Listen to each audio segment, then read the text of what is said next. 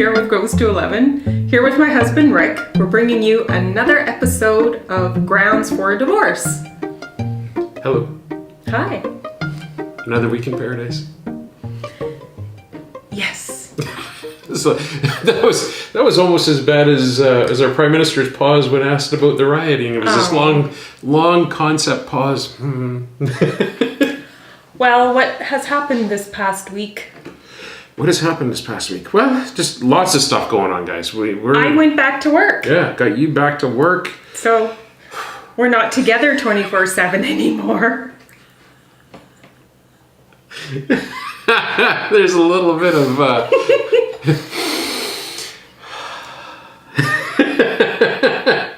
It's all good. It's all good. It's all good. Yeah, you know what? It actually was very strange having you go back to work. Oh, was it? Yeah, it was. Did you miss me? It was very strange having you. So in other words, no.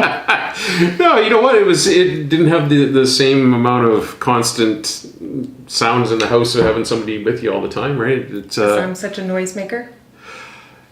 You know what? Our house is it's a townhouse, and so our kitchen is off to one end, and the living room's at the other end on the one floor. And if you're watching a TV show, and this one's in the kitchen, it's almost impossible. It is. Yeah. The coffee grinder's going, kettle's going, pots banging, sink's running. And you trying to edit film? Yeah, that's a challenge. Indeed. I know. I hear a lot of it. Now this week, we are revisiting, and guys, there are many different companies out there we're going to get to, but they gave us so much coffee, we wanted to do it service because the coffee beans do obviously get stale after a little while. So we're doing our final review today for Kicking Horse Coffee, and this one sort of speaks to my heart from when I was a young guy and working on cars. Mm-hmm. Right? This one here, it's called 454 horsepower. And we shall see what kind of punches under the engine with this one here. Yes, and it is a dark roast. Yes. I haven't tried it yet. So, spoon ready. Going for the pour over. What do you got going on in that cup there? This is not just a regular pour over, is it? This is a regular pour over. Okay. And then I just added an Americano to see if there was actually a difference. Cool. What is the difference between the two? Well, a pour over is, a filter. You pour coffee grinds in and then you pour the hot water. Okay. And voila, you have a pour over. And then this is an Americano, which is a double shot of espresso and about 10 ounces of hot water. Cool. Can we drink them in Canada? But of course. Does that make it a Canadiano? How can we make it a Canadiano? You say A after you drink it. Let's drink. Okay. Let me get some here.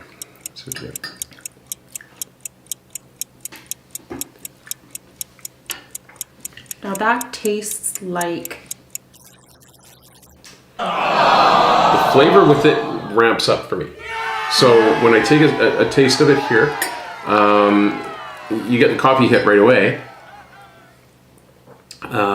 But the flavors of the dark roast start to blend in like after that, and it sort of ramps up. Really good flavor though. I like it. It's very rich, and to me this is like a traditional coffee.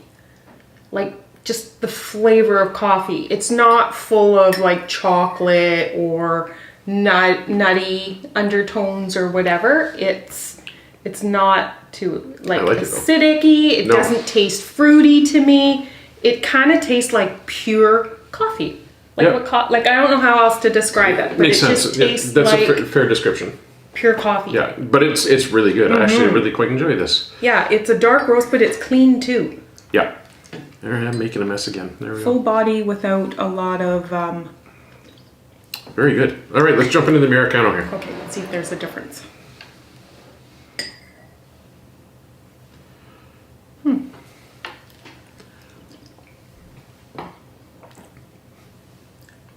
It tastes richer. There's more punch to it, for sure. I put the same amount. You know what's funny? You say coffee. It just, to me, it has a more balanced flavor to it. Like it doesn't do the ramp up where you get the coffee and then the dark roast effect with the straight pour over.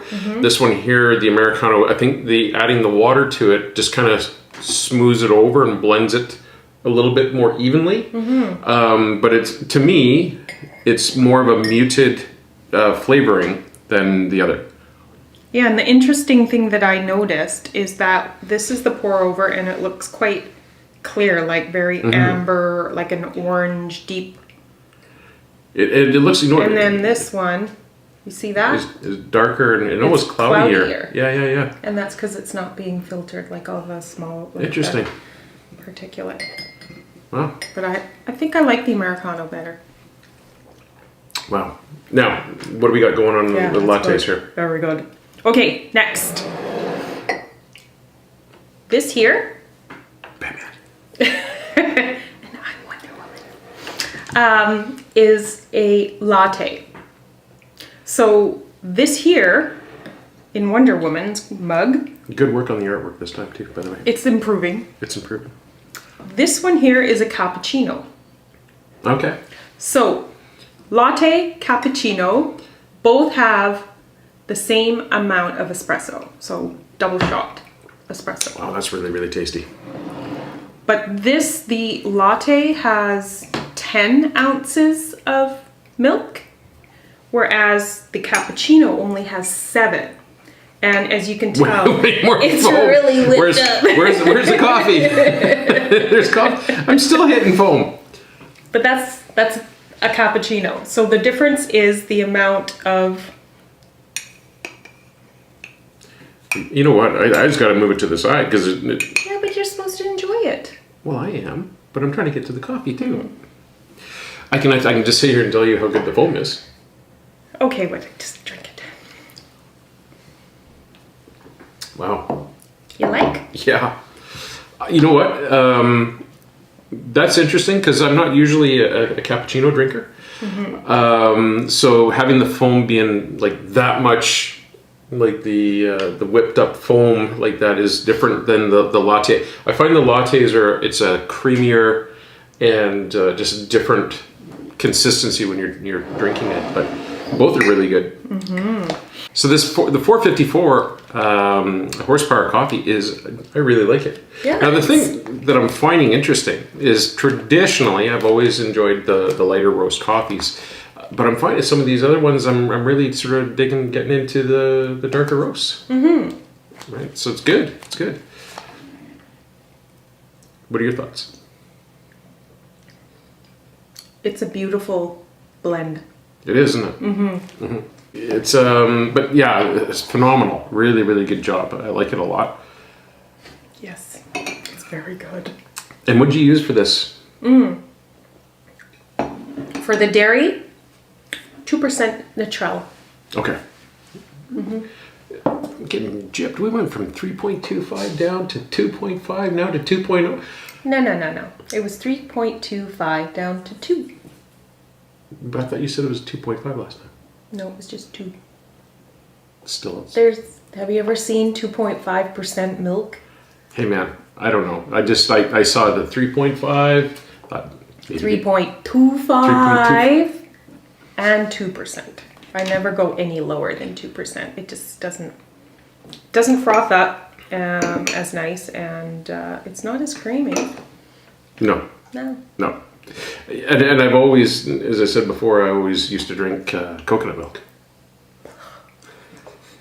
Tell me your real feelings on that. It's just weird. Okay. It's good. I like it. You know what? It's a great alternative. Well, next time I'll make you one with coconut milk. But you're going to have that whole... Well, the thing is that for people who maybe don't want to venture into the natural, lactose reduced, and they want to have something, as I said to you before, soy is a great alternative. Don't do almond milk. It's terrible. Just tastes scorched to me. If you've had good experiences, love to hear about it. But if you're like me, every time I've ever had it, it just tastes burnt, and that just puts me right off. So yeah, and then now next week, we're going to switch it up a little bit here for you. We are going to do a cleaning video.